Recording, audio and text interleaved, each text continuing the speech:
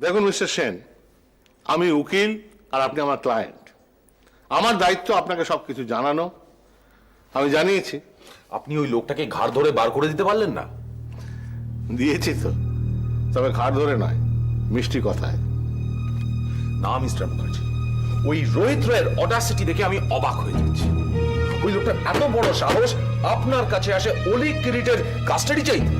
একবার ভাবুন আপনি।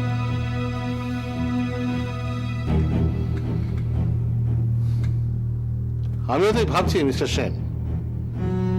বাবার মমতা, ভালোবাসা, এর উপরে তো এটা একটা বিরাট থাপ্পড়। আচ্ছা, ওই লোকটা মানে মিস্টার রোহিত রে এত সাহস কোত্থেকে পাচ্ছে বলুন তো? আপনার কি মনে হয়? বাড়াবাড়ি। মালা আর অলিকে নিয়ে বাড়াবাড়ি। এখন মালা নেই, তাই অলি ভগবান সাজতে চাইছে, বুঝলেন না? ভগবান? ইয়েস, ভগবান, গড। নিজের মেয়ে নয়, তাও এতটা এত ভালোবাসা কিসের মশাই? আরে পৃথিবীতে এক ধরনের মানুষ আছে যারা ভগবান সাজতে খুব ভালোবাসে। এই রোহিত তাদেরই একজন। কিন্তু আমার তো কথা শুনে মনে হলো ওই ভগবানের কানে দুঃখীর কান্না বাজে। দুঃখী? দুঃখী মানে? আপনার ছেলে মেয়েদের কি খবর? কেমন আছে তারা? কি ব্যাপার মিস্টার মুখার্জি, আপনি কি দু নৌকোয় পা দিয়ে চলতে চাইছেন? বেশ কয়েক মাস হলো আপনাকে দেখছি, তাই আপনার কথা আর লাগলাম না। ভগবানের কানে দুঃখীর কান্না বাজে মানেটা কি মিস্টার মুখার্জি? আপনার ক্লায়েন্ট কে, আমি না রোহিত রায়? আপনি কার কথা শুনবেন, আমার না ওই স্কাউন্ডারটার? জাস্টিস, ন্যায়ের কথা শুনুন। ন্যায়? জাস্টিস? প্লিজ আসাবেন না। ন্যায় কিসে? যাদের পকেটে টাকা আছে ন্যায় তাদের পক্ষে। এই রোহিত রায় আপনাকে কত টাকা খাওয়ালো? মিস্টার সেন, এই মুহূর্তে থেকে আপনি আর আমার ক্লায়েন্ট নন। আপনি এখন আসুন। নমস্কার। Mister Mukherjee please. সুশান্ত, সুশান্ত।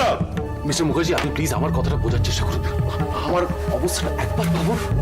আমার স্ত্রী কদিন আগে- প্রাক্তন স্ত্রী। হ্যাঁ, প্রাক্তন স্ত্রী, কিন্তু তিনি তো মারা গেছেন কদিন আগে। আমার মনের অবস্থাটা একবার ভাবুন। আমার দুটো বাচ্চা, তাদের দায়িত্ব সমস্তটা আমার উপর। কেন? যে মহিলা আপনার সঙ্গে থাকতেন তিনি নেই? হ্যাঁ আছেন, কিন্তু তারও তো একটা বাচ্চা আছে। সেও তো আপনারই। হ্যাঁ আমার, আমি মানছি আমার। মিস্টার সেন শুনুন, আমি যদি দু নৌকোয় পা দিয়ে চলতাম তাহলে পার্সোনালি ফোন করে আপনাকে এখানে ডেকে আনতাম না। সরি। আপনাকে আগেও বলেছি, আবার বলছি, মেজাজটা একটু শান্ত করুন। কেউ আপনার পিতৃদেবের ভৃত্য নয়, আগে কেউ আপনার বাপের চাকর নয়। কথাগুলো আপনাকে জানানো দরকার, তাই জানিয়ে দিলাম। আইন কিন্তু আমার পক্ষে। ঠিক। তাহলে কিসের চিন্তা? চিন্তার কি কিছুই নেই মিস্টার সেন। চিন্তাটা কিসের?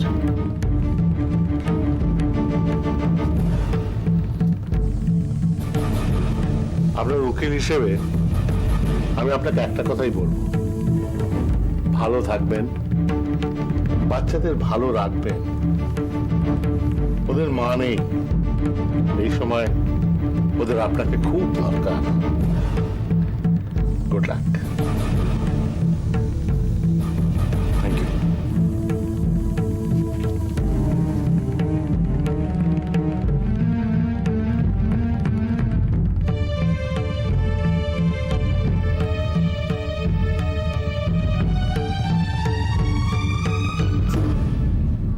রোহিত রে রণজয়ের কাছে গিয়ে বাচ্চাদের চেয়েছে?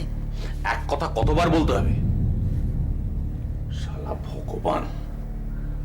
আহ, অরিন্দম, ভগবানকে নিয়ে এসব কি অসভ্য কথা? ধুস শালা অশিক্ষিত মেয়ে ছেলে, কথার মাত্রা বোঝো না? রোহিত রে শালা ভগবান সাজছে। বাচ্চাদের দুঃখে একবারে বুক ফেটে যাচ্ছে। আচ্ছা, রোহিত রে কি করে জানলো যে বাচ্চারা কেমন আছে? এখানে আসছে মাঝে মাঝে খবর নিতে। তাছাড়া আমার মেয়েটাই এটার জন্য তাই। ওই নিশ্চয়ই কিছু বলেছে। একবার অলিকে ডাকো তো। কেন, কি করবে? যা বলছি তাই করো, ডাকো। মেয়ের গায়ে আবার হাত তুলো না যেন। মেয়েটা তো আমার, আমি ওর গায়ে হাত তুলবো না কি করবো সেটা আমি বুঝবো, তুমি ডাকো।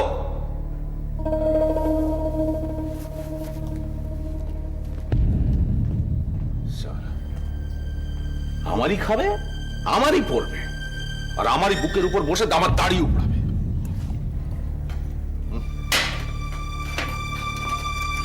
তোমার বাবা তোমায় ডাকছে নদী।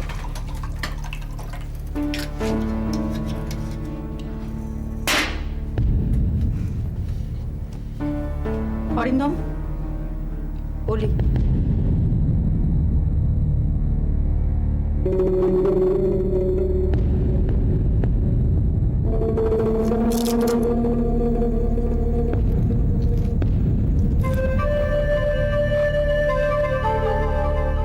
কি ব্যাপার, কথার কোনো উত্তর নেই কেন? তুমি কিছু জিজ্ঞেস করেছো?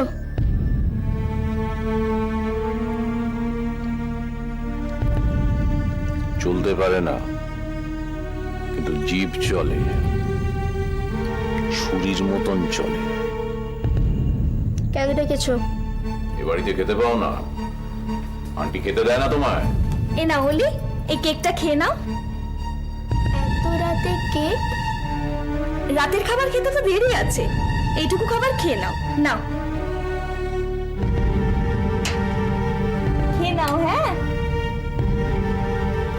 ও বৌদি, দাদার রাতের খাবারটা একটু দেখিয়ে দিয়ে যাও না।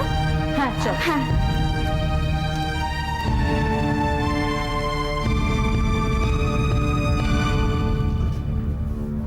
ভালোই তো আছো, রাতের বেলা কেক পেস্ট্রি।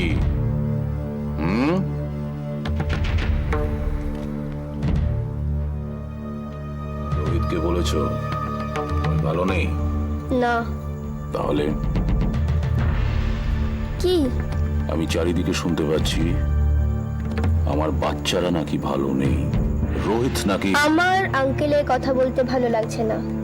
একটা কথা, তুমি চাও বা না চাও, আমি চাই বা না চাই, এই বাড়িতে আমাদের দুজনকে দুজনের সাথে থাকতে হবে। Is it clear? হ্যাঁ। যতটা একসঙ্গে ভালো থাকা যায় ততটাই দুজনের পক্ষে ভালো। তোমার সামনে চম্পা দিয়ে আমাকে কেক পেস্ট্রি সব দেয়, এমনিতে খেতে দেয় না। চম্পা, চম্পা! তুমি চম্পা দিকে বললে চম্পা দিয়ে আরো কিছু খেতে দেবে আমাকে। ডাকছো দাদা? আমি না থাকলে তোমরা অলিকে খেতে দাও না? এ মা, অলি এসব বলেছে বুঝি? অলি, দিনরাত ছোটুকে দেখতে হয়, ছোটু তো বাচ্চা, ওর দরকারটা আগে না।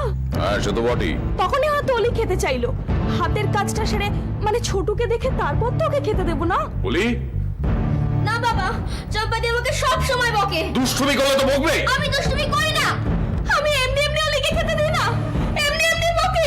আমি কাজ ছেড়ে চলে যাব, এত অপমান আমি সইতে পারবো না, আমি চলে যাব, চলে যাব। কি হলো, কি হয়েছে অরিন্দম? চম্পা, তোমার মেয়ে কি বলছে শোনো, আমি নাকি ওকে এমনি এমনি খেতে দিই না, এমনি এমনি বকি। অলি আমার মেয়ে নয়, ছোটু আমার ছেলে। আমি কি কখনো তোকে কিছু বলেছি? অলিকে ওর বাবাই দেখবে।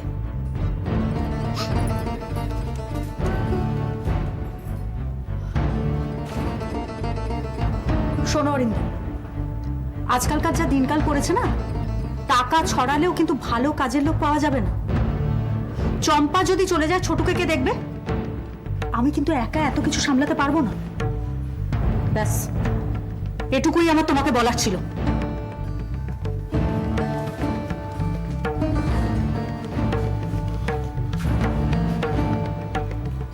সারাক্ষণ শুধু নালিশ নালিশ আর নালিশ।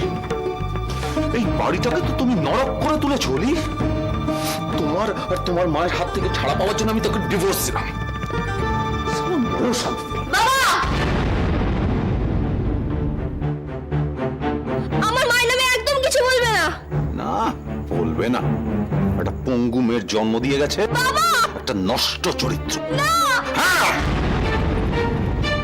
এই, একটা কথা কান খুলে শুনে রাখ, এখানে থাকতে হলে মুখ বুজে হাসি মুখে থাকবে।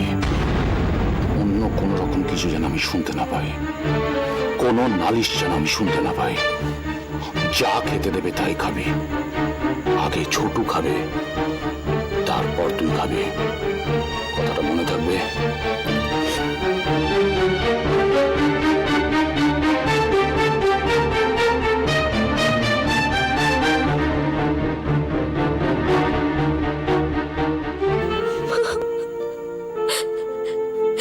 তুমি কোথায় চলে গেলে মা?